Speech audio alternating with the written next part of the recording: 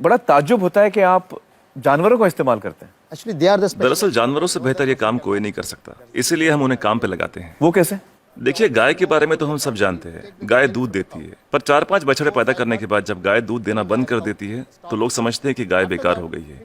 इसी तरह लोग कचरे को भी बेकार समझते हैं, पर माइनस और माइनस के मिलने पर ही प्लस बनता है। To minus always plus. बस इन दोनों चीजों को साथ में जोड़ने की जरूरत है। And every 4 hours we collect in the bulk इसलिए हम सब्जी मार्केट से हर 4 घंटे में बचा हुआ माल उठाते हैं। fruit mandis.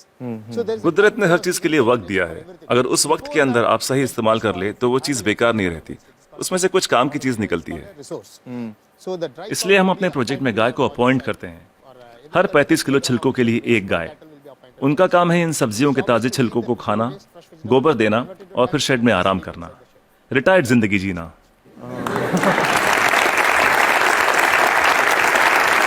within 8 hours time. सिर्फ 8 घंटे में सारा कचरा घट के गोबर के रूप में 1/4 हो जाता है, The entire waste. और इस गोबर में काफी मात्रा में ईंधन वाली मीथेन गैस Once होती the है। dung comes out. हम तुरंत गोबर को बायोडाइजेस्टर में डाल देते हैं, इसमें से मीथेन गैस निकल जाती है और हमें बिना मीथेन के गोबर का एक घोल मिलता है। Methane free cow dung slurry will come out. Immediately इसको हम तुरंत केचुओं के हवाले कर देते हैं। eaten by them and just केचुए उसे खा लेते हैं और उनके पेट से जो बाहर आता है उसे कहते हैं vermi cast. that's called vermicast. ये दुनिया की सबसे बेहतरीन खाद होती है। दुनिया की सबसे बेहतरीन खाद। इसे ब्लैक गोल्ड या काला सोना भी कहा जाता है। It can be directly. खेती के लिए बहुत अच्छा है। अगर बैक्टीरिया वाले तरीके से खाद बनाएं तो इसमें 45 दिन लग जाते हैं। और यहाँ देखिए, सोमवार की सुबह 6 बजे माँ सब्जियां काटती है, 9 बजे गाड़ी आकर उसका बचा हुआ हिस्सा ले जाती है, 10:30 बजे हम वो गाय को दे देते हैं, शाम 6 बजे तक गोबर निकल आता We are है। getting the cow dung ready. Put in the biodigester में गोबर से मीथेन निकाल ली जाती है और उसका घोल बचता है, उसे केचुए खा लेते हैं और तीसरे दिन सुबह तक यानी 72 घंटों से भी कम समय में ब्लैक गोल्ड मिल जाता है। खाद बनाने का ये दुनिया का सबसे तेज तरीका है, कोई मशीनें काम नहीं कर पाएगी, वो भी बिजली का इस्तेमाल किए बिना। Amazing, amazing. देखिए, आपके पास जो मोबाइल फोन है, चार्ज न करो तो बेकार है, टेक्नोलॉजी फेल हो जाती है, लेकिन गाय जो भी खाती है उससे एनर्जी बनाकर हमें देती है और गाय को रोज चार्ज भी नहीं करना charging पड़ता। the cow every day. और दूसरे जानवरों का इस्तेमाल कैसे होता है? मसलन मुर्गियां क्या करती हैं? There will be some जो सड़ी गली चीजें गाय को नहीं दे सकते उसे हम सीधा कॉम्पोस्ट पिट में डाल देते हैं, पर वहां उसमें मैगट्स पैदा हो जाते हैं। will come out. मैगट्स मतलब वो छोटे छोटे कीड़े। छोटे कीड़े, ये कीड़े मुर्गियों को बहुत पसंद हैं, चुन चुन के खा लेती हैं और बदले में अगले दिन सुबह बेहतरीन अंडे देती हैं। जो लोग कीड़ों को देखकर मुंह बनाते हैं वो अगली सुबह उन अंडों से बने ऑमलेट को बड़े मजे लेकर खाते हैं। No technology can do this. कोई टेक्नोलॉजी, कोई मशीन ये नहीं कर पाएगी। No machine in the world. दुनिया में ऐसी कोई मशीन नहीं बनी जो कीड़े खाए और अंडे दे। बिल्कुल ठीक, बिल्कुल ठीक। But the chickens will also लेकिन हर चीज में जहाँ कुछ खूबियां होती हैं वहाँ कुछ खामियां भी होती हैं। positive and negative. Okay. मुर्गियों के साथ एक परेशानी है, आप चाहे पूरा दिन उनसे काम ना लें, आराम करने दें, In the daytime, फिर भी वो रात को काम नहीं करेंगी। night time it never work. तो रात को कौन काम करता है? For that रात we को are हमें मेंढक को काम पर लगाना पड़ता है और वो सिर्फ नाइट ड्यूटी ही करते हैं। कुदरत का करिश्मा है, एक दूसरे की कमी को पूरा कर देते हैं, ना तनख्वाह मांगते हैं, ना बोनस, ना यूनियन बनाते हैं, ना हड़ताल करते हैं, बस अपने अपने काम में लगे रहते हैं। सही है, सही है। तो मुझे बताइए कि ये बतखें क्या करती हैं? duck's favorite food. बतख का पसंदीदा खाना है मछलियाँ। अब मछली बाजार का कचरा म्यूनिसिपैलिटी के लिए सरदर्द होता है, पर वही मछलियाँ बतख के लिए दावत हैं। तो अगर आप हर 3 घंटे में मछली बाजार का कचरा उठा के बतखों को दे दे तो ये तुरंत हजम कर लेंगी।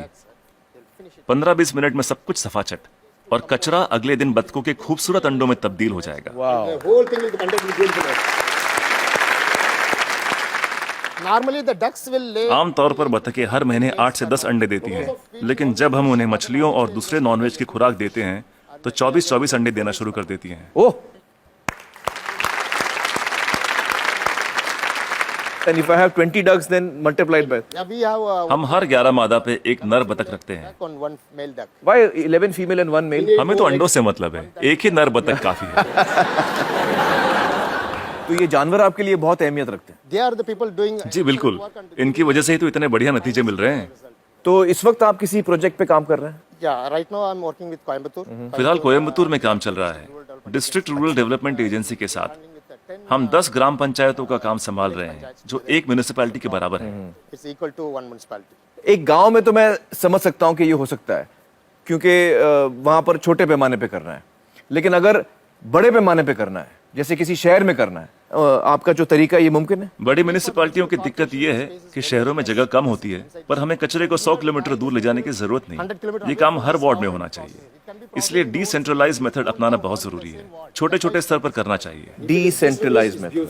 लोग हजारों टन कचरे से एक साथ निपटना चाहते हैं, पर ये सोच ही गलत है। अगर मैं आपको एक बड़ा कटहल दूं, तो आप उसे एक साथ एक बार में खा सकते हैं, लेकिन अगर उसके छोटे छोटे टुकड़े कर दें, तब खाना आसान हो जाएगा। इसलिए हर 2 किलोमीटर के रेडियस पे SLRM सेंटर होने चाहिए। SLRM सेंटर क्या होता है? Solid and liquid resource management centre. तो हर 2 किलोमीटर पे ये सेंटर होना चाहिए। जी, डिसेंट्रलाइजेशन एक कामयाब तरीका है। साथ ही कचरे को अलग अलग इकट्ठा करना भी बेहद जरूरी है। मिसाल के तौर पर सलून में से सिर्फ 6 तरीके का कचरा निकलता है। वो क्या है? महिलाओं के बाल, पुरुषों के बाल, ब्लेड, क्रीम लगे हुए पेपर या टिश्यू, आफ्टर शेव, कॉस्मेटिक्स वगैरह के डिब्बे और कुछ बचा हुआ खाना और फूल वगैरह। Some flowers, other things.